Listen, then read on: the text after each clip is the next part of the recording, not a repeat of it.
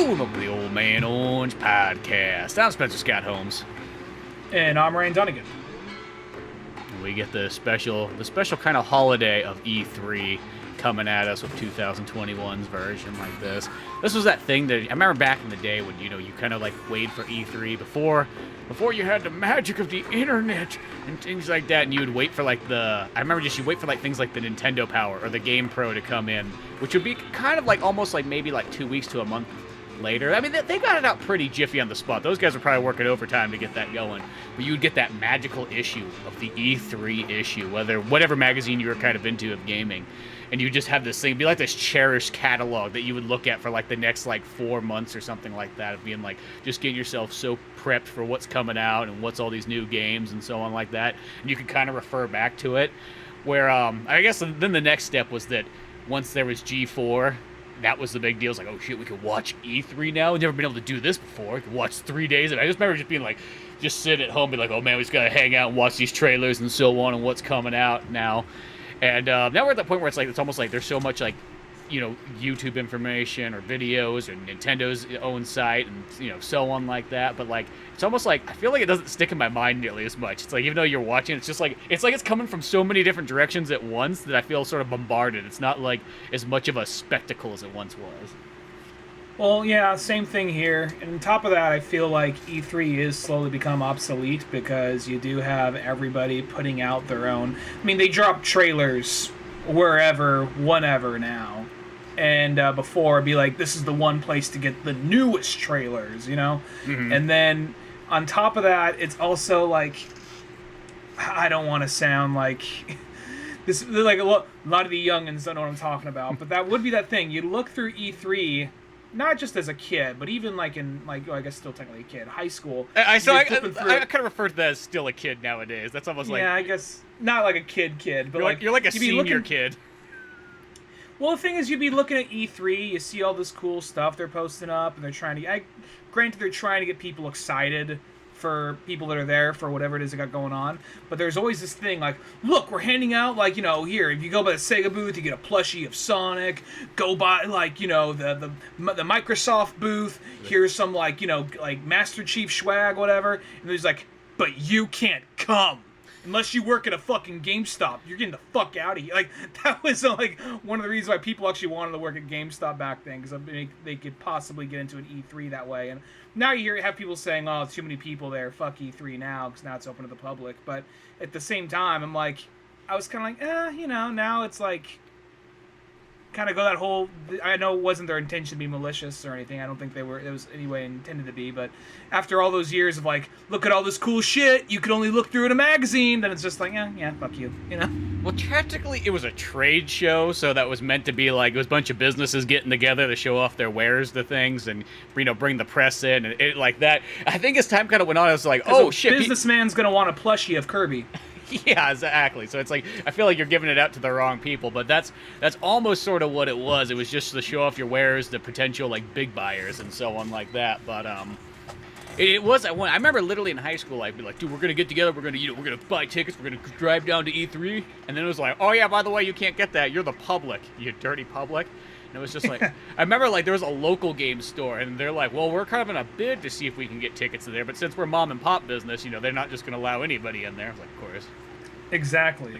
So I remember that was kind of the thing too. Probably mom and pop was like, well, we don't have, even if we got the tickets, we don't have the cash or time to go down there and spend 3 days in San Diego or whatnot. Well, I remember that like a local business in Sonora, there was a video game store, was trying to do that, and they're talking about like, yeah, we're on the bidding list, but nothing came of it. Yeah. And I'm not going to be like, oh, fuck E3 because they didn't let kids in, and because they didn't let this one random store in Sonora, California in. Nothing like that. But that means means there's a random store in everybody's town that didn't get let in. That's how I look at it. Yeah. It's more of just like, I don't know. I think E3, by this point, it's kind of like redundant because, Nintendo Directs, and then, like I said, companies posting whatever trailer whenever they want now. It's like, we get information on the daily now. So I think E3, not right away, but probably in the next 5 to 10 years, I could see it becoming something of the past, or even less of a big deal than it is now. Mm-hmm. Well, it's because the downfall is nobody knows how to savor anymore. Because that was the thing. Before it was just like you savored all your good material for this one moment, so it made it just explode with all kinds of cool stuff coming out at once. But nowadays, people just like they almost can't. They're like, oh, well, we got a trailer. Jimmy just finished rendering it. Put it out now. But like, what's the meaning behind it? I don't know. Just drop it now. We'll make it up on the fly. And it's like I think that's kind of that's the we got problem. 2 years to figure this game out. That's kind of the problem. Where before it was like there was a build-up and there was preparation and there was secrecy. It was like a James Bond movie preparing your game. And yeah. I think that's what made it magical. And I think that's the thing is even though it's still cool, just games in general coming out with trailers and what have you, that's always just something fun in itself anyways.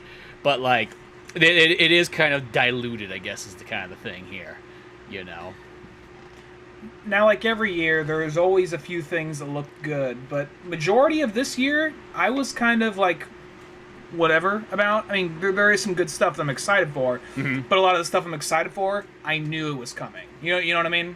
Well, I almost don't count those kind of because there's some of that stuff they show at E3 where it's just like, yeah, that game comes out in 2 weeks, like. You know what I mean? Like Nintendo put a lot of emphasis on like the Mario Golf one. It's like, dude, that game comes out like next week. I think everybody who wants that game's got it pre-ordered. You know what I mean? Like, as a Nintendo fan, because there is like, I'm not gonna lie, there's a couple that I was just like, really, what the fuck was that? Like, Capcom, like Monster Hunter looks cool. I never really played Monster Hunter, so I can understand how that looks cool. And I might be curious about that whole kind of like Monster Hunter Pokemon version, where I guess you capture it and then you kind of raise it and ride it and make it fight other ones. Mm-hmm. That could be cool too, Yeah.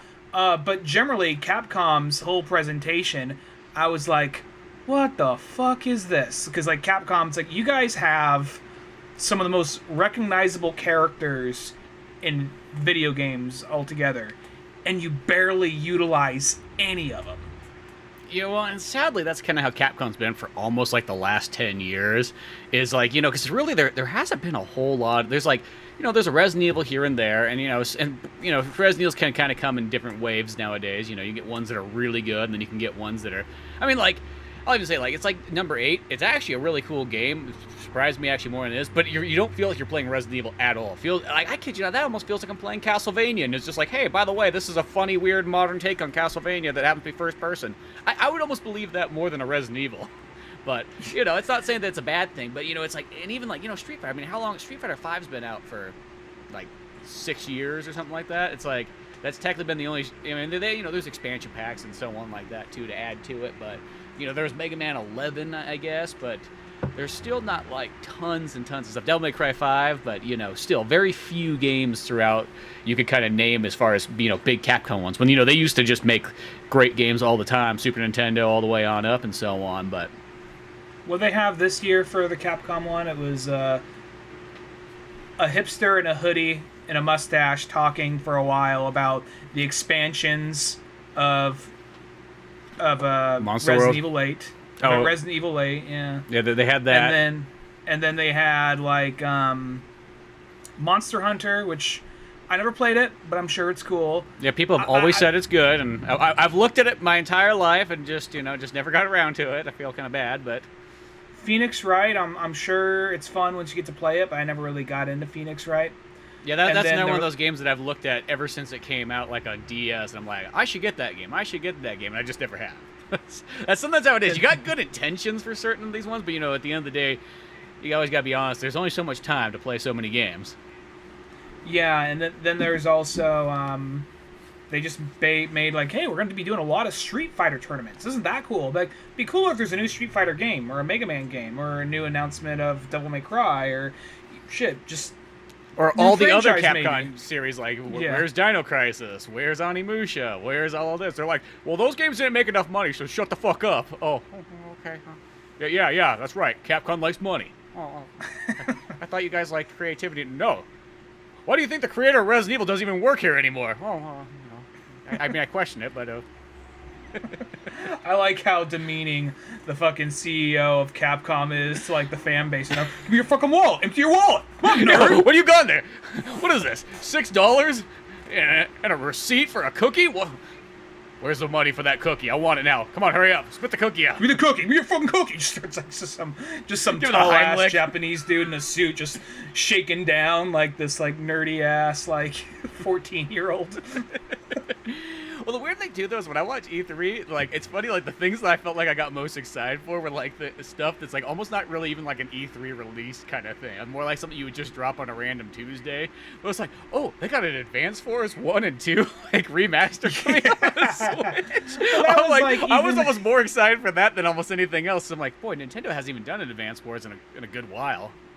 Well, that's the thing about, then I'll say this, we'll jump to, I guess the one that probably means the most to me personally. There's the Nintendo presentation, and that one for me was. If someone said it wasn't their favorite, I get it, but for me, it was my favorite because I got a Switch, and it wasn't like, you know, oh my god. It was more like, okay, that was good. I was hoping to see more on Breath of the Wild 2, but what I did see looks pretty awesome. Mm-hmm. And the idea of like we're bringing the sky thing back into it, because the guy who worked on Skyward Sword is also the guy who worked on Breath of the Wild, so it's kind of interesting. They're kind of bridging the gaps between those right there by taking Hyrule back to the sky and below. When I heard below, I was like, so it's not just going to be a bunch of caves and caverns, so that's going to get old quickly. So, but the sky, I think, is a great opportunity right there. Yeah, because hopefully that's the thing, is that game, I hope that's kind of what it does, is it just sort of adds more, because I felt that was always the thing that was sort of missing about Breath of the Wild. Like, I like that Zelda game, but I don't like it nearly as much as the other ones. But it is that kind of thing that, like, it kind of, like, because they said, like, okay, we're not going to do your standard. You guys bitched about the fire temple and the water temple and all that crap. So guess what? You get robot magic all the way. I hope it's not just straight up robot magic the entire time where it's like, oh, well, you know, it'd be nice if there was some fire temple or No, you bitched about it, so you're getting robot magic the entire time. You don't get that fire temple. You don't get the water. You don't get the lightning. You don't get the shadow temple. I don't care what you want. You don't get it. You're getting robot magic because you guys bitched so much about it. I like how every exec from these video game companies is like a dad talking down to his kid. Yeah, like on a road trip. Just like on a road trip. Like, can we get like Sonic Mania 2? No, you're getting Sonic Colors remastered. I know it wasn't at E3, but you're getting it anyways. Street Fighter 6? Can we get Street Fighter 6? Shut the fuck up! I'll pull this car over. I'll meet you in the middle. You get tournaments for Street Fighter 5, all right? Now shut the fuck up. Okay, I don't want to hear it. Yeah, that's it. Now, I know that this isn't a game that you would care about, but this is something that definitely piqued my interest, was the Mario Party All-Stars one, where it's like, hey, it's literally just a remastered version or a remixed remake of all the N64 kind of games put in one. I wish I liked Mario Party. I love Mario and generally the franchise, but I fucking But I hate parties. Well, no, I hate Mario Party. Just hate when Mario throws a party. You think Mario and parties would go hand in hand, but they don't. It's like, okay, I even went out of my way to be open-minded. So I went to a friend's house about maybe a year ago and played the Mario Party for the Switch, right? Mm-hmm. And we agreed that we were all going to beat up on the computer. And whenever, because there's 3 of us in a computer. So we all agreed we're going to beat up on the computer. And I was ahead of the computer. I was legitimately ahead of the computer, and someone else was, one of the real human players was ahead too, that was number 1, then, you know. So we were playing, we're getting to the end, like, okay, I'm roughly about number 2 or number 3. Okay. And then the game does this thing, like, okay, you know, like Toad comes out, like, for the most stars... Who am I gonna fuck up now? Yeah, exactly. Whose day do I get a fucking ruin? You know, and then, like, just comes in and just, like, for the most stars goes the person who got the most stars. Woo, yay, good for you. For most coins goes to the computer player. Like, okay, computer player did get the most coins. You know, and then, like, gives a few stars out to everybody. And then we get to the end, like, okay, so I am number 3 or whatever, which is what I'm used to being, or being last, you know, most of the time. And he says, like, and also, just because he tried so hard and he's my best friend, I'm going to give the computer player another star. Oh, and for most spirit and most best team player goes the computer player. So arbitrarily, the computer player just suddenly beats me with 2 stars. I'm like, fuck Mario Party. I'm not playing Mario Party. Mario Party can suck my dick. I'm not touching that fucking remaster of Mario Party. Fuck it. Oh, presentation trophy horseshit. Well, it's probably because you all ganged up on the computer. That's what happened there. Fuck that. No. I don't give a shit. Fuck the computer. Computer works for me. Well, I guess you could if you put him on a team, but yeah. Well, I don't care. I love me a good Mario Party bash, and I'm looking real forward to that one. I'm actually more excited about that than I thought it was going to be. When I kind of saw it, I was like, oh, cool, new Mario Party. And then when I was kind of watching the trailer, which, granted, about 30 seconds into that trailer, I had to go watch the Japanese. But that's what I kind of learned. I just started watching the Japanese trailers because I could not take the voiceovers in so many of those ones. It's just like, hi, guys. We're the GameStop guy, and I'm here to tell you all about Mario Party. So, volume down. No. None of that. Don't. I just hate those, like, phony guys that, like, sound more robotic than a computer. You know what I mean? Where it's like, no. I want a real human talking on that. I don't want somebody who's just getting paid and, doesn't have a soul, Oh, I know. That's how much so much. I guess they want that clean-cut presenter who's not going to say anything risky or anything, and I get that. But at the same time, there's just something about hey, God, they're just something I very don't trust them. I don't trust them. There's an uncanny valley to this real-life person. I can't really put it down. It's like back in our day, it's like ones with like, hey, we got Johnny Knoxville here to announce about it. But nowadays, it's like, whoa, we can't have one of those guys up here. Like, he's going to go off the handle, you know what I mean? Like, he's too rough around the edges. What does he do for a living? Well, he pretty much tortures himself on camera. Takes a hammer to the nutsack once in a while. Now he's going to come talk about, like, Yoshi's Woolly World. Come on, Johnny. Yeah, exactly. So it's like, now it's like, I don't know, it's just like that's so polished and filtered. Like, I just can't take it. But in the Japanese versions, they're always better. At least maybe because I just don't understand it. Because it's just, Mario Party! Mario Party! Or I just like, there was I watched the Mario Golf one, the Japanese one too, and it was just like 4 Japanese folks sitting around all dressed like they're about ready to hit the course, like, it's just total, like, Tiger Woods, like, gear and whatnot. And they're playing on the couch. I was like, this is so much better than the American version. I don't know what's going on, really, but they're playing golf, and it's just, there's no bad voiceovers. Metroid 5. For or are you talking about the Metroid Dread, or are you talking about the... Yeah, Dread. It's a Metroid 5 for a second. It became Metroid Dread, yeah. That one was kind of like, it was like, oh, that's cool, but... Where's the Metroid Prime 4? You know what I mean? Like, you sit on for 3 years. Well, it's funny because, like, they pulled that card, like, last time where it's like, oh, well, we don't got Metroid Prime 4, but guess what? We got to remake a Metroid 2. It's going to be awesome. Like, this will hold you over, right? And everyone's like, oh, cool. Yeah. We're there. And then it's like, feels like they're pulling that card again. Like, well, wait a second. We got another holdover. And granted, like, it looks awesome. And I mean, like, yeah, okay, cool. It continues, like, the old, the Fusion storyline and so on from there. Like, it's not like I'm not totally sold for it. I just felt like, okay, it's like sometimes, it's the only thing about Nintendo, sometimes will take, like, if it's not Zelda and it's not Mario, I feel like everything else is on such, like, a slow back burner. It's just like, they work on it maybe, like, once a week or something like that, going around. Yeah, I kind of get that vibe from them. They also seem to, like, because it's been so long from, like, since a Star Fox game, or even, like, everything is just kind of, like, when they get to it, kind of, Yeah, so it's like, yeah, that's the thing they have in Star Fox. They worked on that for like 7 years. Like, they just like, well, we only work on those games on Sunday. And half the time we take Sunday off. So... That's what makes me... We were talking about this on Octorok Talks. We lightly talked about what was available of E3 at the time. And Nintendo didn't do the presentation yet. But we were talking about, like, how Nintendo's cracks down so hard on people for making fan work or fan games and this and that. It's like, well... I don't know, put out another fucking Star Fox game. Or another F-Zero and more Metroids, and people probably wouldn't feel the need to make it as much, Yeah, because I think that's the thing. It's just, I don't even care. It's like, even if you have to get, like, a third-party developer, I mean, they do it every once in a while anyways, so might as well just get it for those series and put it together. I mean, Star Fox half the time is not even made by Nintendo anymore. Metroid's a lot of times not even made by Nintendo. Just, get those companies out there and get it kind of going. Mm-hmm.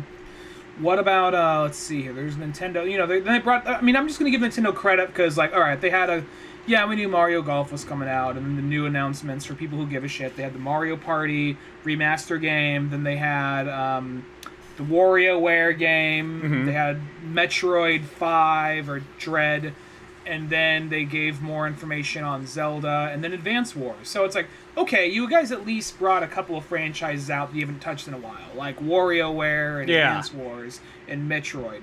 So, okay, all right, that's something. We are all hoping for a little bit more, but it's something, where everything, where like, going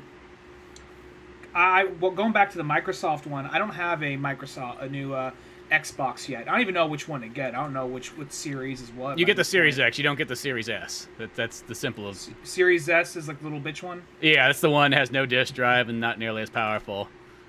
Okay, so Series X. All right. Do you know what that one's going for? It's 500. 500, assuming there's more than 7 of them being made. Yeah, exactly. I found the Series S in the wild, but I can't find the Series X so far. Yeah. I mean, this is going to go back. There's that period when something is still really hard to come by, and you finally, see it in the wild. You almost get, your heart stops for a second. I had that with both the Nintendo, the Wii, the Super Nintendo Classic, and the Switch. Yeah. I remember getting to whatever store and just seeing it in there, just like, you want to get someone to unlock it, but you're afraid someone else is going to grab it before you do. You're just like, what the fuck? Just go over there. You just almost hit the thing. But he knows. It's like he knows what you mean. Oh, do you want Breath of the Wild or Mario Kart? No! Breath of the Wild. Okay, all right. I remember getting the SNES Classic, and it's like the guy didn't give me a bag on my way out. I'm like I had that feeling like I could get mugged on the way out of here. You know what I mean? You can't just get these any day. I got my Switch when I was living in San Francisco, and I wasn't in a bad part of town at all. But the thought ran through my head of I could put this into my backpack. But what if somebody tries to steal my bag while I'm on the way back, on the bus? Mm-hmm. I'm just I'm probably fine. I just called a Lyft or an Uber, and just oh hey man, how you doing? Doing good. Just holding on my bag like it's a Fabergé egg that's on its way to a museum. Well, and I feel like a bad part of town wouldn't make a difference there, because the person that would end up robbing you would be somebody who's never committed a crime in their life, but then all of a sudden they're he's got it, and then this sudden urge would come out and be I've never stabbed a man more, but this is now the time, this calling of it. There's cameras, my family must eat tonight. And that's how I feel. It's I got that feeling when I saw the Xbox Series S. I got that feeling. I was oh my gosh, is that what that is? Is that what I think it is? That's not just an Xbox One, is it? And so on. And then it was so I was thinking if there's an S there, maybe that leads to an X. And then it was oh no, there's not. So it's just okay. No, I was ready to throw some money down, but I guess no.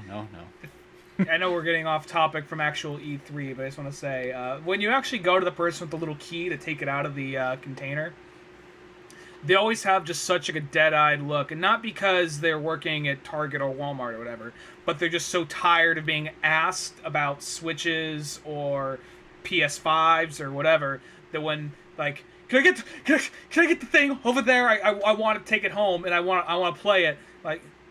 Yeah, okay. Because they're probably being asked a million questions about it all day, and when there is one, great, there goes our 4 we have. Now I'm going to have to answer this question for the rest of the day if we have any in the back stock. Can you just check? I checked 10 times already. There are none in the back. Are you sure? Yeah. Yeah, I work here. I'm pretty darn sure. But no, actually, Xbox actually had a pretty good showcase of all kinds of stuff there. I mean, there was all things from just small stuff when they showed even small things like this, when they showed the Microsoft Flight Simulator, and it's okay, cool, it's coming out to Xbox. I mean, I have it on PC and so on. And then it's oh, and by the way, you get to fly the Top Gun jets in it too, just because. It's oh, cool, I could be Maverick and fly over my house. I don't know what. It's the first thing that you get Microsoft's Flight Sim. You're wait a second, can I fly over my actual house? And it's the first thing pilot towards there. Map or something. Yeah, you can fly over everybody's house. I flew over your house. They use my Google house. Maps. It doesn't use Google Maps. It uses its own Microsoft Maps, but in a sense like that. I'm gonna have to check that out now. Yeah. It's really one of the most house, maybe. It's one of the most impressive things. It's almost a completely different experience, but just being able to fly all over these places, or the mess with the settings. I always thought that was really fun because you can change all the weather and so on. So I turned it all the degrees down and put the weather up high and everything like that, and snow to the max and so on. And it was flying through San Francisco. It's like, oh my god, there's like 30 feet of snow all over San Francisco. I'm like, this looks so cool. Well, imagine when you say you flew over my house. I'm guessing, is it just kind of like they're not gonna have every all. It's not like your dad's out there standing outside smoking a cigarette. Oh, I'd be back. Oh god damn it, Maverick! I knew spilled coffee on himself. No, it's almost like it must take like kind of like a satellite image and then convert it into like a 3D object, because it's cool, like, you know, like the buildings have like the same like structural design of everything, but sometimes, like, I guess if it's not like, you know, a landmark or something like that, it doesn't have like the super high detail to it. It's just kind of like, in a sense, a generic building. Like, hey, your house is brown. Well, we're gonna use our brown generic building looking thing. Oh, I didn't. Okay, well, I don't expect it to look exactly like. Oh yeah, they didn't get the deck. Oh, they got the potted plant by the door. I'm not expecting any of that shit. I mean, also you are flying it's over just like like a generic. It's just a generic, like, how low can you get to it, and is it just a generic? Oh, I mean, like, you can literally just land in your front yard if you felt like it. Really? Okay, I'm gonna have to check. Good luck trying to get back up from your front yard, but if I ever get a Xbox, whatever, because that's the thing. I'll say well, this. Look, it sounds like the cool thing from this from the E3 to kind of bring around that is they're also going to put it on the streaming, because that's the only thing is this game takes up a lot. Like on my PC, the game's almost like 200 gigs. It's ginormous. You know, but if you're able just to bust it out on your phone and just like start flying around and streaming, like that would be really cool. Because the game plays great on the Xbox controller. I'm gonna have to. I don't know. I might have to get every system of this generation, because the thing is, before, maybe I mean, this is gonna almost take you back almost, and it's once again kind of off E3 for a second, but like when you're a kid, you had your one system, and your rich friend had all the other systems, had all the systems, and then you get your first job in high school, and then you're not paying rent, and all your money goes to video games and other hobbies. So GameCube, PS2, Xbox One, the first, I say Xbox One, but I mean the first Xbox. The first you gotta Xbox, say Xbox original now. It's Xbox confusing. original. Yeah, whatever. Yeah, it's stupid. Yeah. That was the first time I had, and I think the only time I had all the systems at the same time, like all the main systems. And then after that, it's been like 1 or 2 rather than 3. Mm-hmm. And right now, it's just Switch and PS4. But I mean, Bethesda, unfortunately, I was hoping to see something for the next Fallout, but it looks like they're still getting some more usage out of 76. Mm-hmm. So with the more DLC and shit like that. But since Bethesda owns Fallout now, or since Microsoft owns Fallout now I'm like, all right, well, I guess I'll be having to get that. And then probably, more than likely, I think Street Fighter is going to be exclusively on PlayStation, I heard. So that means I'm going to have to get PlayStation for sure. So. Well, Street Fighter 5 has always been exclusive to PlayStation other than PC. Yeah, but I think I heard that the next one's going to be that too. So. Yeah, I think Sony's going to hold on to that pretty hardcore. But even speaking of Fallout, though, you got that new, it pretty much seems like the super sci-fi Fallout, the Starfield game coming out. Yeah, that one was kind of ambiguous. They didn't really show a lot in the trailer. It's more like an announcement. No, they're like, they're more like, okay, let's get in the ship. Okay, you're ready to take off, and trailer. Look, there's over. A sandwich. Yeah. Yeah, but I could kind of almost picture what that's going to be like. I'm assuming that's literally just going to be like Fallout, but like in a futuristic sci-fi Mass Effect kind of like world. I mean, there's probably more to it than that, but I'm guessing that's probably what it is. Something to that effect. I don't know. It was too vague for me to get all that excited for it, but, you know, I'll check it out, of course. Mm-hmm. Then they have the Outer Worlds trailer. It's like, yeah, we barely got anything done with it, but we're going to have some third wall or fourth wall humor. Making fun of all these E3 trailers, more or less. The Outer Worlds, that's another game. I have it sitting here, and I just have never touched it. I'm like, it looked cool and so on, but then there just kept being other things that came out around it. And I was just like, I'll get to it.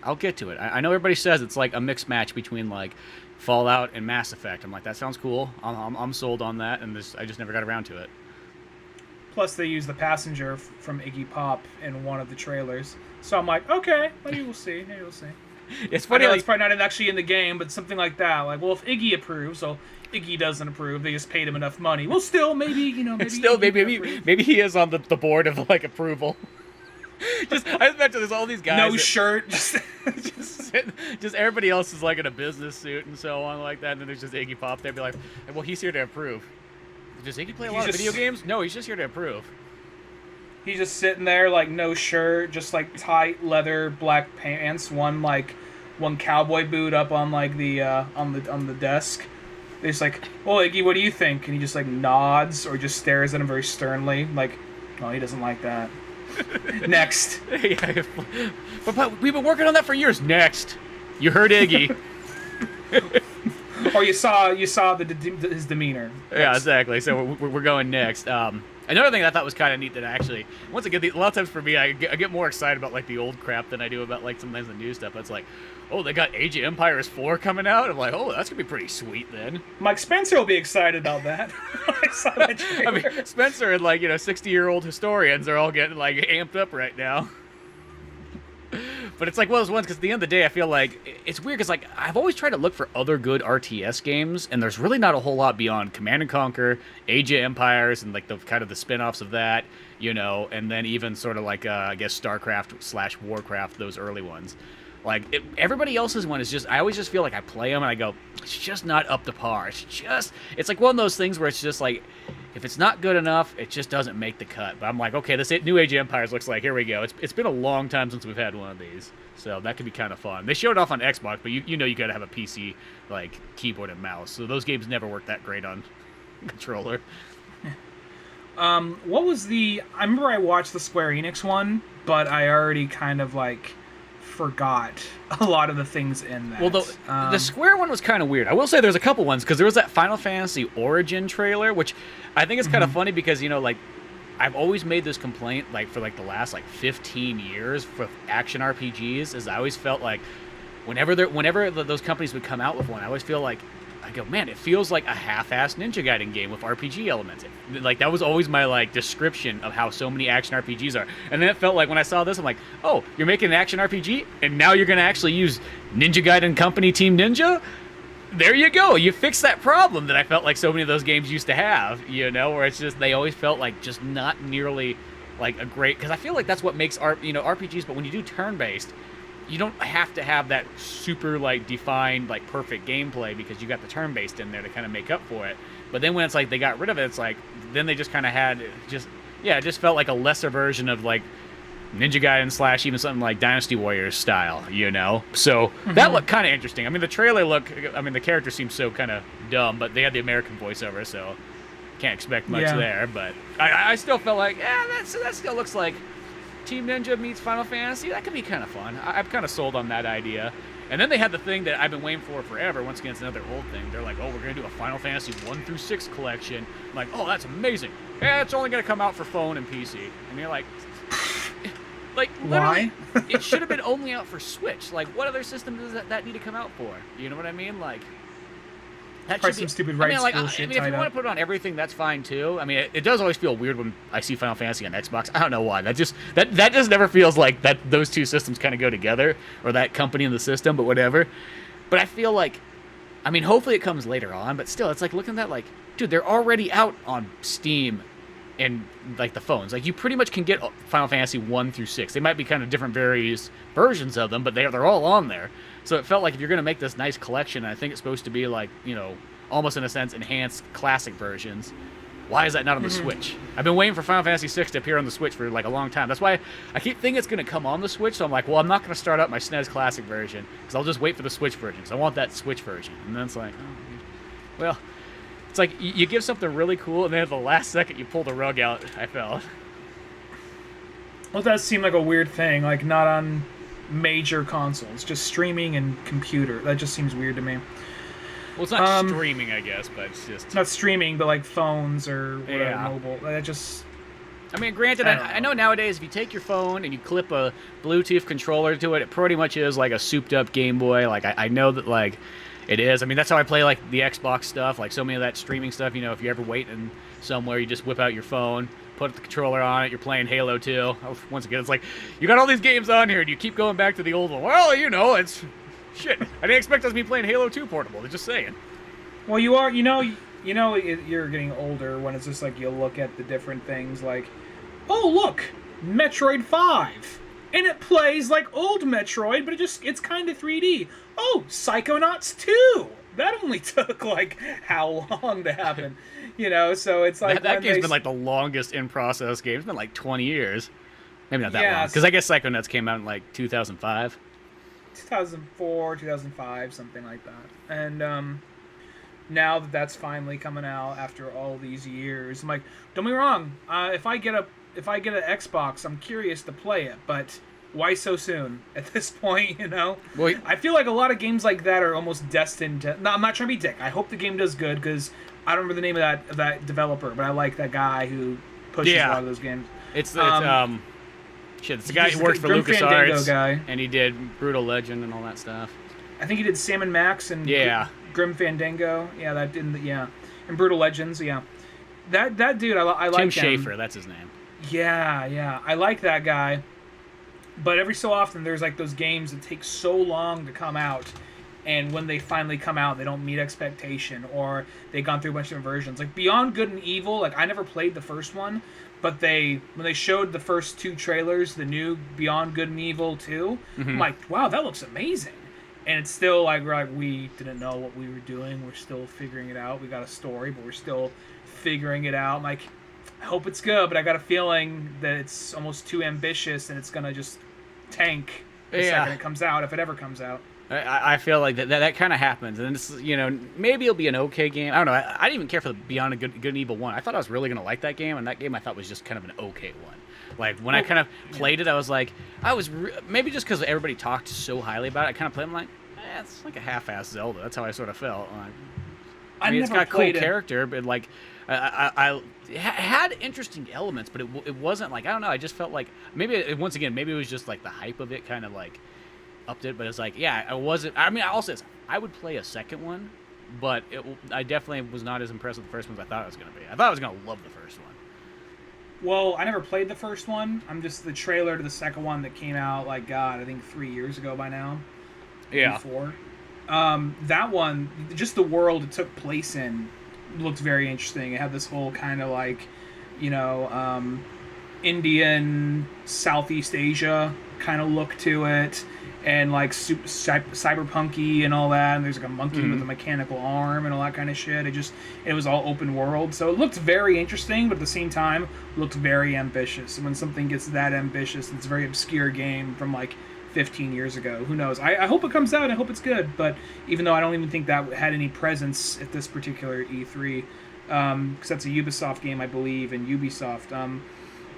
I feel bad. I watched them all, but now I'm having trouble. Like, God, well, that's the thing what is happened? They kind of mesh together and so on. You kind of go on, but there was one for Xbox that like it was like a side-scrolling. It looked kind of like maybe it might be a Castlevania-ish kind of game, and it had like the 3D environment, but the characters look kind of pixelated, and it had this cyberpunk kind of look to it. Not cyberpunk 2077 or whatever, but like a cyberpunky kind of look. I feel like nowadays we're going to have to like rephrase that. Cyberpunk used to be just like a genre name. Now it's like, oh, now there's a game attached to it as well, too.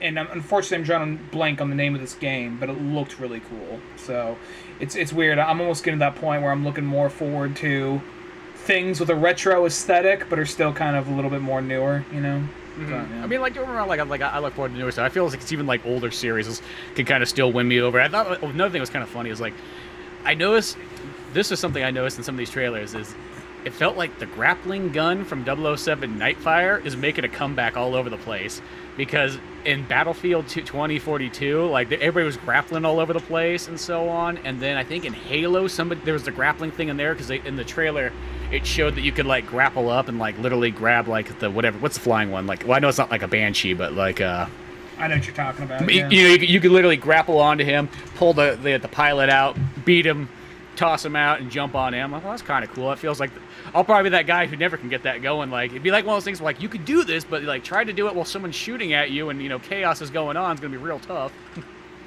Yeah, well, I feel like that all first-person shooters kind of go through a little bit of that phase of like, here's this new thing that this game thought of or utilized or perfected. I mean, because it's not the first like third-person or even like first-person shooter to utilize a grappling gun, but I feel like now it's like, you know what? I think we got this technology down a little better. Let's try and utilize it a bit more. And yeah, because I saw that nearly every shooter on there. Yeah, there was at least 3 of them I saw that had it. So it's just funny, like when like everybody has it at once. Like it's not like it'd be one thing if I only saw it in Battlefield, but and all the other stuff. And that new Battlefield one actually looked pretty sweet. And no matter what, I've always enjoyed the Battlefield games. I've never like they always have I actually think I like their storylines even more than the Call of Duty ones. You know, I mean that's all I ever play it for. I'm like I'm the person. I play the 8 hours of story. I'm like, okay, game done. Well, Battlefield is one of those ones I played a little bit of here and there.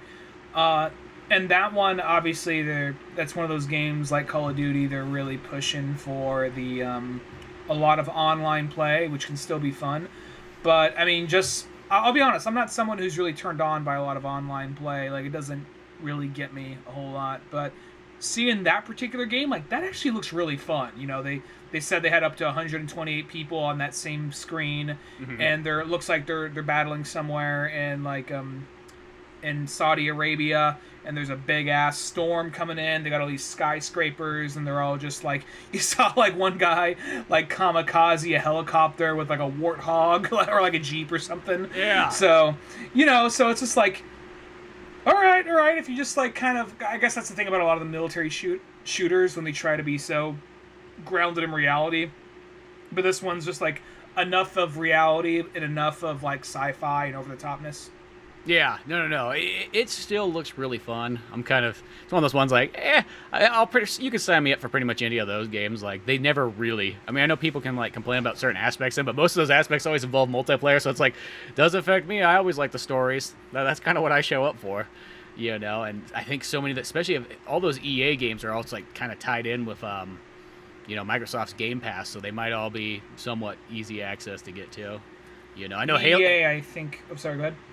No, I was just gonna say because EA all those EA games are generally on the Microsoft's Game Pass. Sometimes it takes a little bit longer, like if they know they can make some money off them first. But for the most part, you can pretty much play them all on there and so on. Well, and even with Halo's multiplayer, they're kind of doing like the freestyle, sort of like what they've been doing with Call of Duty. So that'd be kind of interesting.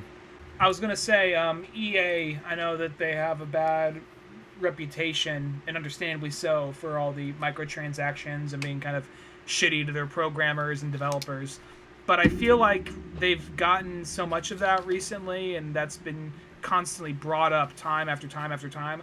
I feel like they might be starting to back away from that and start like maybe changing that, because I don't believe I didn't play it, but I don't believe Fallen Order for the Star Wars Fallen Order, I don't believe that one had a bunch of little microtransactions and a bunch of shitty stuff they were doing before, and maybe something like Battlefield will follow suit. Different studio, probably different part of the studio, but Well, it's still the main Battlefield studio is DICE, and so they're developing it there. But that's the thing. It's like okay, EA might have some of those things, but at the end of the day, like EA still puts out some of the strongest games. I mean, I'm not going to deny it. Like I very rarely am disappointed, at least. And once again, I'm not playing them on online. I think a lot of those problems a lot of times come from like the online thing. If you're kind of just playing the campaigns on any of those games, they generally always run fine. So it's not like there's no microtransactions you're going to need playing single player campaigns. So playing I'm going to say Battlefront 1 was a big Well, that one was only multiplayer though. Yeah, well, that was the thing. Not really realize. I just felt kind of like Battlefront was a different game. Star Wars Battlefront was a different game than the one they put out there. Mm-hmm. So I was just like, what? So that one pissed me off when I realized how drastically different and how it was just kind of like multiplayer only and there's barely anything to do with it. And I was just like, oh, fuck you guys. But like a lot of people have said, they've been kind of backing off that lately, and if they can get, because they've always been like a competent company, but it's just they have really shitty business practices to their own people and to their customers, and fix those two things. I think that they could probably get back to the point where we're all excited to play Two Towers, Yeah, exactly, because that's the thing is they've always put so much together. Well, I feel like Battlefront 2 really they addressed that. It's like they fixed all the issues they could think about. I mean, there's probably always something, but that game, now granted I got a little bit later, so there's always the patches and so on, but whatever, had an amazing storyline in it, single player mode, and actually even the multiplayer itself was really fun. There was all sorts of things you could do, and yeah, that game just gave you content upon content upon content. So, whatever, I guess that's just sort of kind of how it is, different companies, different things, but beyond even that, some of those other things too, this kind of goes back into Nintendo, but these are those kind of small things that I got real excited about. Was that one? There's that River City Girls 2 coming out, and they're doing. I didn't even see River City's Girl 2. That was on there. I think it was just an announcement. There was not I don't think there was a trailer or anything. I found that in reading, but Yeah, so there's a River Cities Girls 2 coming out, and they're doing a remake of the very first game, of River City Girls 0 is what they're going to call it. So that's one of those ones that in Japan is part of those River City Ransom and Double Dragon and all that stuff. You know, there's like 1,000 of those games pretty much at the end of the day. Just when you thought you played them all, there's like, oh, well, guess what? There's this whole other series of them that never came to the U.S., you know? So they're going to do a remaster of that one. It was a Super Nintendo one. Oh, awesome. Yeah, So I don't remember seeing anything for that, but I could definitely see that popping up. I think some of those real small companies, I mean, I always way forward, like people sometimes call it indie. I don't call that company indie because, one, that company's been around for like 30 years, and two, it's like they still make they make licensed games. If you make an Aliens game, I'm pretty sure you're not indie, let's just be honest. But I like that company a lot, you know.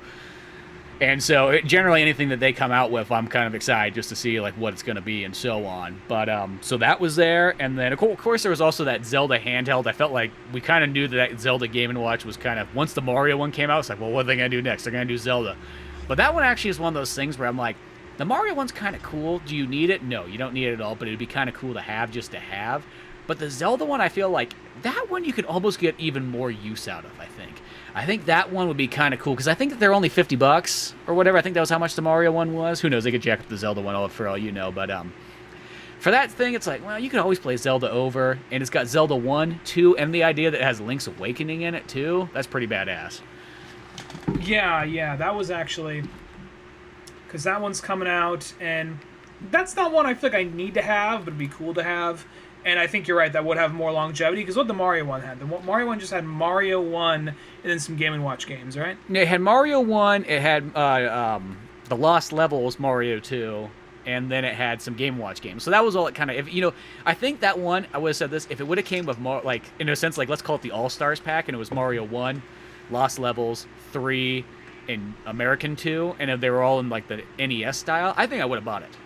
Done, yeah, that would have been gone in a matter of minutes as soon as they announce it. It goes on pre-orders available right now. Like Nintendo's site would have just crashed. Yeah, exactly. But that Zelda one, I feel like those 3 games right there, that would be kind of a fun way to have it. Do I need it? No. I mean, how many times do I own Zelda 1, 2, and Link's Awakening? I probably got already like 6 different versions sitting around here on different formats and so on. But it would be kind of cool just to have, got this cool little novelty portable thing and so on, I don't know. That one, it's like, if it's only like $50, I don't know, I might get that, because that was pretty cool.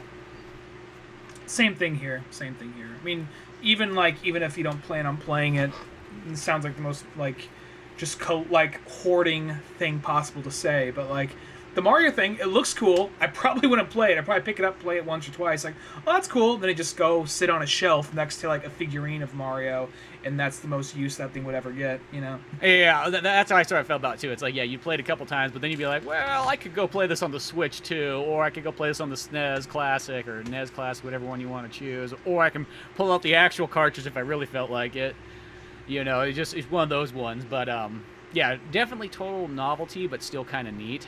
One other thing I guess I would say from the Nintendo section, it's kind of cool that they're bringing out that Fatal Frame. I think it's 4, but I could be kind of wrong. It could be Fatal Frame 5, but it was the one that came out on Wii U, and it was one of those things where, like, it wasn't really supposed to, and all of a sudden Nintendo's like, whatever, fuck it, throw it out there, translate it, or I don't know if they translate, but, translate enough for Americans, and it's good to go. So it's kind of cool that they're bringing that one out to Switch, because that was kind of on Wii U and sort of didn't get a whole lot of attention. And I know that, Fatal Frame in general, they almost need, like, just bring out the entire collection and kind of re-release it again and almost see if you can get new traction out of that series. Nintendo's being kind of like, you know what, we need to get more of, like, the, other than, like, a random indie horror game, we need to get more horror games on our console right now. Yeah, exactly. I think that's kind of it. And so, I mean, they got the old Resident Evils and so on like that, but just having Fatal... Oh, go ahead. Yeah, you go ahead. I'm pretty much done Fatal Frame. I was going to ask you, what'd you think about, like, because it was a cinematic, so it was too hard to get, it wasn't there enough there to get super excited about it, but what'd you think about that, I forgot what it was called already, but that vampire hunting game that was the last thing they showed for Xbox? Oh, shit, what was that one called? It wasn't Redfall, was it? No. Maybe it was Redfall. It was like, basically it was people with powers going after fighting different vampires. Was it that? I remember kind of seeing it, but it was one of those things that just didn't jump out to me, like, so I just didn't like remember it as nearly as well. I kind of like sat there feeling kind of old. Like, part of me is like, in theory, there are things about this I should like, but I'm just feeling old watching it. Maybe because the characters are being too kind of catty and too like, you know, tongue in cheek with it. But I don't know, something about that. I was just like, I don't know. I mean, depending on how you bring it in, even like the concept of like if you're, let's say it's a vampire like first person shooter like thing where like, okay, you have to, once the sun comes out, vampires die or they become less powerful, so you just gotta survive till the sun comes out. Or when you go inside, it's like I Am Legend, maybe when you go inside, that's where all the vampires are at. So, or like Omega Man, even something kind of like that. Mm-hmm. But just something about the trailer, just like I don't know. Maybe I'm too old now. Because I was used to be characters like being catty and talking shit and kind of breaking the fourth wall a little bit back in my own games. But the second it's like you get a little older and you start seeing other games do that, like a new franchise, you're like, who the fuck are you? You know, like a game not made for you, old man. Like, oh, I guess you got a point. Well, yeah. And I think that's sort of kind of how there comes that cross off point. Well, that's why like when you see Advance Wars 1 and 2, you're more excited about that than anything. Yeah. I get to play with a game where it looks like that's just where there's just like some 18-year-old kid tanks. going like, "Come on, old man, you serious? You're excited about Advance Wars? What's so advanced about war?" Yeah. Like, well, when you put it like that, now you just sound like an idiot. But yeah, it's those kind of things like that. I guess another one that was kind of interesting. There was the Guardians of the Galaxy game, and it looks like it's done pretty much in that same style that the Marvel Avengers one was that came out, I guess, last year. Gosh, felt like it's longer ago than that, but I guess that's all it was. And that game I liked that game a lot. I know people kind of had sort of mixed feelings on it and so on, but to me it just felt like, hey, here's this random Avengers movie that's just played out in a game. I'm like, cool, that works for me. I had a good time with it. All the characters played really fun. Felt very cinematic. It was about the right length and so on. So this one looks to be kind of the same thing. Yeah, that's right. They have the Guardians of the Galaxy one, and they have the Black Panther one, and both those could be pretty fun. It feels weird that you start off with Avengers and then you go to the other stuff. You think you build up to Avengers, but that being said, both those look like they're going to be fun games. I'd probably, because I know that at least Guardians of the Galaxy is going to be available for Switch. Well, it's streaming for Switch. It's streaming for Switch. Yeah. That's one I'm probably going to get for PS5 or Xbox, whichever one I end up getting. Maybe both, I don't know, but yeah. Well, I'll say this, because just playing the Avengers game on my PlayStation 4, like that game, and I have like the original PlayStation 4, not even like the fancy Pro version or anything like that. So that game would like, it would like be like if you died, you would take you like 45 seconds for the game to reload. It was like a long one, so it's like, yeah. And when it comes down to even Switch games, I always say if the game is technically supposed to be like a PlayStation or an Xbox game, I just get it for that. I don't get it for Switch if that's. I don't want the downgraded version or the one that's going to run not nearly as hard. I feel like Nintendo games and then almost kind of like those cool sort of like indie/2D and that kind of type stuff I like on Switch. But if I need the power, you need the power. Same thing here, and the thing that's been maybe buy less PS4 games, just like, I don't know, make a game that's not like, that doesn't take up all my memory, and then maybe I'll buy more of like PS4 games or whatever. Well, nowadays I feel like you just have to get those hard drives. There's no getting around it anymore. It's like one of those ones like, I mean, I got a hard drive. I got one for everything. I got extra hard drives for PC, extra hard drives for, even Switch. You have to get extra kind of memory because that thing you just run out real quick too. But I remember there was a period where it's like I got 6 terabytes for my PlayStation 4. Like that almost seems ridiculous, but it's like you sort of need it. Yeah, well, it's also just the idea of like, if you have Red Dead Redemption 2 and Final Fantasy 15 on your PS4 with just the basic memory of what that already has on there, well, get ready to start deleting for everything else on there, And the way I kind of look at it is, in the olden days, we'd have to get memory cards, and technically that would probably add up to whatever a big hard drive would cost anyways nowadays, because, memory cards weren't cheap. I almost want to say they were like between 15 to $25, yeah. So, and everybody has a couple of them anyways, so I feel like by that standard, that's the same price that I probably would have paid for a 4 terabyte hard drive or something, so. True. So I think we just got so used to not having to have buy memory cards for that last like 10 years or so, or whatever it had been. that like you kind of got out the feeling of that little bit of an extra expense, and all of a sudden it's like, well, wait a second, they're not making the hard drives big enough, But sometimes I do think that what they're really leading towards is the streaming, because the streaming's because like just doing the Xbox One and playing it on my phone and trying it out on the PC with the Xbox and so on like that, and it works like pretty much like 90% good, and I don't even have the fastest internet, and the fact that like it works pretty darn well for me, and I can kind of play, in a sense, I can go play Halo 2 wherever I feel like it, I can go play Perfect Dark and so on, like, that's totally, in about 5 years from now, is going to be like the way of the future. I mean, it's not bad though. I mean, like, I know it sounds like the old man way of like changing and so on, but it is pretty darn cool, the fact that, like, say, like, you want to try a game, but you're like, I don't want to download 60 gigs of this game and so on. It's like, well, whatever, I'll just stream it, try it out, play it for 30 minutes, and be good to go. And, like, it takes 5 minutes, or it doesn't take even 5 minutes to boot up. It takes, like, a minute to boot up. And, yeah, I didn't have to download anything. And then at least I know if I want to try it or play it or whatnot. If I really like it, then I will just full-on download on my Xbox or what have you. Was there anything else, I'm trying to think, that anything else that really stood out to me on this E3? I feel like a lot of it kind of like merged together. Not that a lot of it looked bad, just a lot of it was just like, oh, I heard this is coming out. Okay. Oh, this is just a little bit more about what the stuff that I was really looking forward to was Capcom and Nintendo. Nintendo, I walked away being okay. Capcom, I walked away being very disappointed. So, I don't know. Was there anything else that jumped out to you, really, in this whole... I think that... let me just take my... Like, I sort of just wrote down the ones that jumped out to me, and I think we went over just about all of them on here. Yeah, I think... Oh, you know what there was? It's a small one. It just... The idea that there's just... This series still is going on is kind of cool. Is there's that Cruise and Blast or whatever coming out on Switch, and it's like, oh, they're still making Cruise and USA games?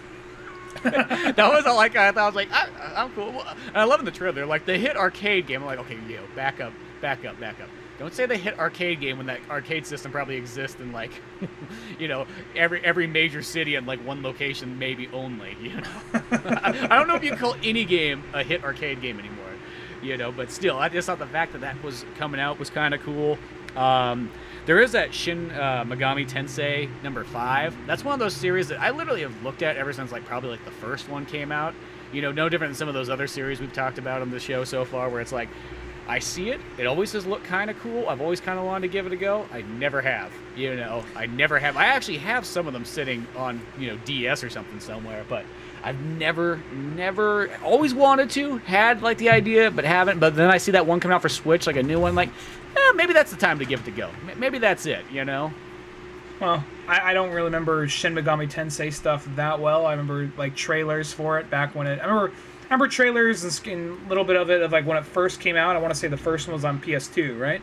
Something like that. Yeah, the first or second one was the PS2 one. It wasn't Dante, like, a downloadable character in it?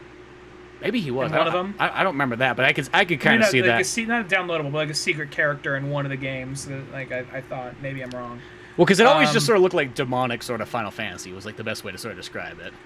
Which I'm kind of looking at, like, generally that was always, like, I don't really care about, like, kind of like the gothy kind of emo, like, anime aesthetic. Mm-hmm. But and I don't know how long you've been playing as, like, a girl, but in this one, like, oh, they finally got a girl instead of some frail boy with glasses, so, all right. Yeah, exactly. Like, I just felt kind of like, like someone's angry dad just being like, oh, you play this game, he plays a girly boy for so long, they finally just made him a girl, why not? Yeah, exactly. But I don't know. This I might be feels mixing like up franchises, but yeah. When it's kind of like, for the fact that there's just barely any, like, turn-based style games, and I think this one was still turn-based from what it had another one of those trailers that had, like, kind of bad, like, dubbing, or not dubbing, but like voiceover. Like, it was like really trying to explain this game to you, like, all its features. But it was like, you know what? Just let the trailer, just let it ride. we can figure it out without the narration, But I don't know. It's like one of those ones. It looks kind of interesting, and the fact that if it is turn-based and there's just not that many turn-based stuff out there, I'm always kind of interested because of that. I might buy. I mean, I've always been kind of curious about Monster Hunter. So there's 2 Monster Hunter games coming out. I might get the one where it looks a little bit more cartoony and anime-ish, where I guess you raise the monster. Mm-hmm. That one is a maybe for me. And then there's the one where it actually is, I guess, the next Monster Hunter game, which I think it's the next Monster. I don't know. They have so many. I don't really know what's the real one and what's the spin-off anymore. But both of them looked good. Yeah, exactly. So, I mean, that's one of those. That's another one of those series I've thought about many a times getting and so on. I tried one of the ones on like 3DS, and I remember it being like, it was okay. I mean, like I feel like maybe you have to just put the time and effort into it. You can't just try it out. It's something that you'll get into over time. It's a lot of times those action RPGs have just it takes a lot for me to be won over by those. But yeah, it's still interesting. Yeah, there's probably something we're missing, but for the most part, I felt like that was all the things that jumped out to me at least, and I guess that's kind of same thing here. How I sort of look at it and so on. It's, it's still all in all, it's still a strong enough like kind of E3. I mean, I know that like it's once again it's just diluted because of people releasing stuff at different times, and Sony not doing anything, and that kind of stuff. I know there was that weird Avatar game coming out, which just kind of like almost just feels Why like so soon? To me, it's just like, it's like. James, like, you should have released that when that was really popular. I don't know. Maybe there is just people there like, dude, when I was like 6 years old and Avatar came out, that was my jam. That was my Jurassic Park. And I was like, oh, okay, well, I get it. Everybody has their own Jurassic Parks. You think Avatar is going to be kind of like Kroll or something like that, where it has like this cult following years later? I mean, it was much bigger than Kroll, and it was a huge financial success. But do you think it's going to be like this thing like, oh yeah, that thing we made a big deal about back then, and then there's suddenly a bunch of nostalgia for it like 10, 15 years later? Well, I mean, if you think about it, this game's going to be like the 10-year mark of it, so it could be that turn of, where it starts going, okay, like there's going to be nostalgia for it. I bet you anything, though. Avatar's going to be that thing in 20 years from now. Let's just say if this game kind of goes and comes and goes or whatnot, Avatar in 20 years will be that thing that all of a sudden they'll just be selling shirts at randomly, being like, oh yeah, by the way, remember this weird thing? Oh yeah, I can see that. Yeah, and it will kind of turn into something like that. It's one of the movies I've always kind of wanted to give it another go because I really haven't watched it since it kind of came out. And I just remember watching when it came out. I was like, I've seen better. Like that's sort of how I felt. Like I'm like, this isn't True Lies 2.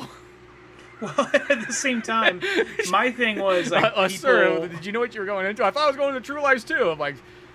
Really? Does that poster look anything close to True Lies? Oh, I don't know. I thought you were just... I just saw James Cameron's name. I got tunnel vision. Yeah.